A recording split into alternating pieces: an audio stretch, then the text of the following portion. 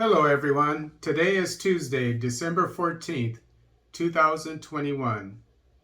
In Ethiopia. Ethiopia, special meeting of the UN Human Rights Council at the request of the EU.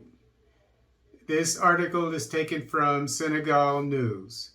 The UN Human Rights Council, HRC, will hold an extraordinary meeting on Friday on the situation in Ethiopia, a country at war for more than a year, at the request of the European Union, AFP has learned.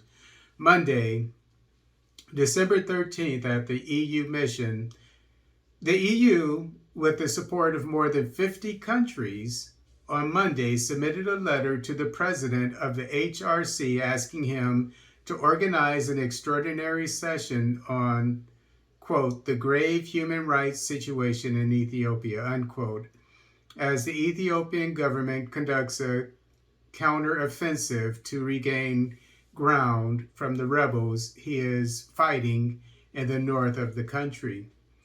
Quote, in light of the worsening situation, we believe that the international community has a moral obligation to try to prevent further atrocities and to ensure justice for victims and survivors, quote, unquote, he said.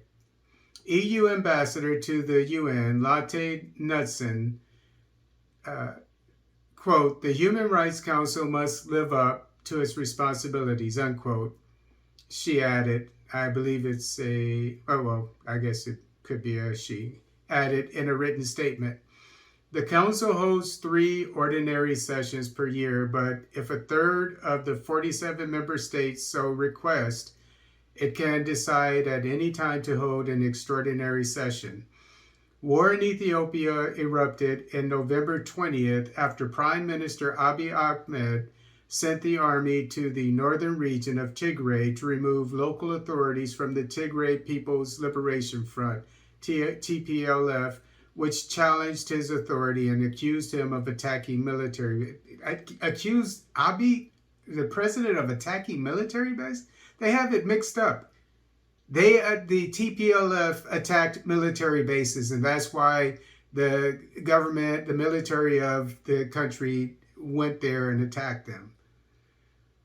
Abiy Ahmed proclaimed victory 3 weeks later after the capture of the regional capital, Mekelle. But in June, the TPLF captured most of Tigray, then advanced into the neighboring regions of Afar and Amhara.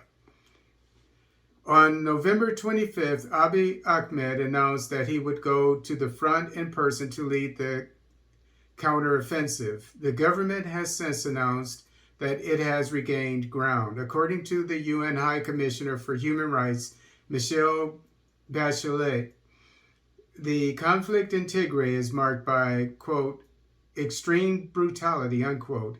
In a joint investigation with the Ethiopian Human Rights Commission created by the Ethiopian government, it concluded in early November that possible crimes against humanity were committed by all parties.